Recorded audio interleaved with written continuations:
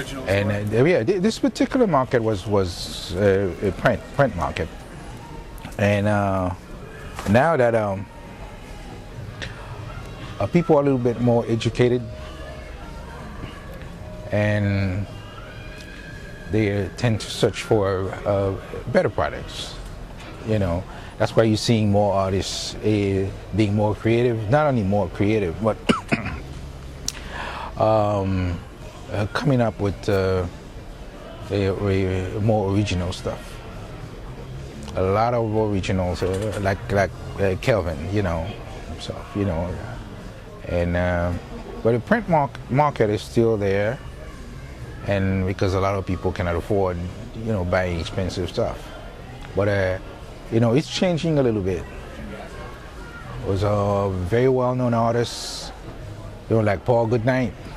You know, you don't see him around anymore because he has become very successful. Now he can afford staying home and paint and sell originals. You know, but lately it's been the print market has been down because I think the main reason is that the Chinese are getting into the action also, getting a piece of that action. You know, they're bringing a lot of, you know, copies, and if you look around, a lot of stuff they're coming from China, affecting the artists, the local artists.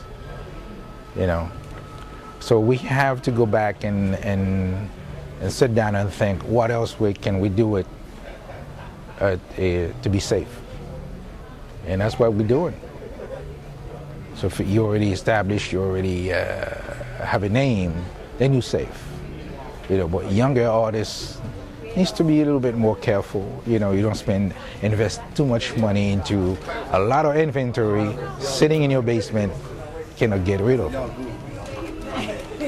You know, but eventually we'll survive because a good majority is already educated and ready to buy art.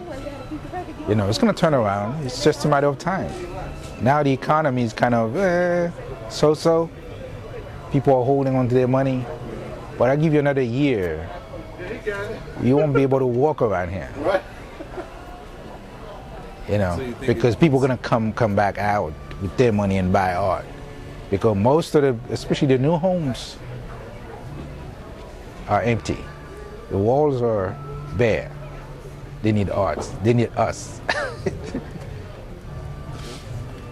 Certainly he can testify, you know. What I've seen, we opened in 1985, and education was the cornerstone of everything we did then. Because you had the baby boomers who had the jobs, they had the money, they had the work ethic. Certainly. And they always thirst for knowledge because that's how they got to where they were. Started getting into the corporations and so forth. Yes. So if you gave them the information, they would take it, read it, digest it, and then come back and want it to buy. Yeah, certainly. Now the question is, now that the baby boomers are reaching retirement, and maybe they have bought enough of it, enough of everything. Yes, certainly. Is there a younger crowd coming along? And do we have to go back to that same process so that we can have the full hours again, as you just mentioned? We don't have to go back to the same process. Certainly, it's like, should I compare art to a commercial product? Yes. It's hard to say because art's supposed to be unique. You know, art is always priceless. But certainly you need to go back, and you're certainly a merchant. I mean, if you can come here, you are a merchant. And you need to go back and say, well, what else can I do to satisfy, you know, my collectors? Because how many people can buy? Certainly, a lot of young artists gonna copy Fungcap, and after a while, after 2 or 3 years, they're gonna see a lot of duplication of Fungcap. So Fungcap needs to go back and reinvent himself and create something new to bring in not only the baby boomers, but also the new generation. And that's what I'm seeing. I'm seeing a new trends right now.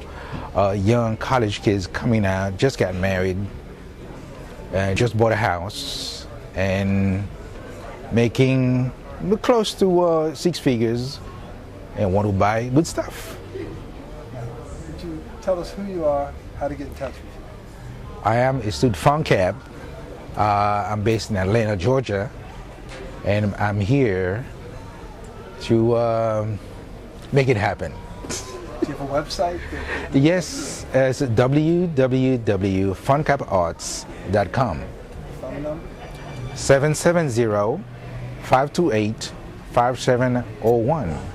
And through my website, you can find my email address also, info@funcaparts.com.